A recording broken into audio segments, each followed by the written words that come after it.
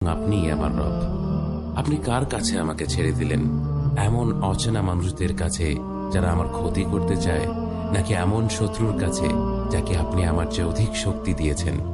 হে আল্লাহ, যদি আপনি আমার উপর রাগ না করে থাকেন তাহলে এর কিছুতে আমার কিছু আসে যায় না, কিন্তু আপনার আশ্রয় পেলে আমার পরিস্থিতি আরেকটু সহনীয় হবে।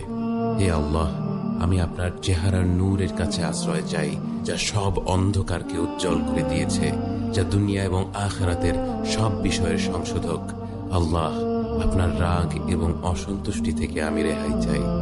আল্লাহ, এ সব কাজই শুধু আপনাকে খুশি করার জন্য করা, এবং আপনি ছাড়া কোনো শক্তি নেই, কোনো ক্ষমতা নেই।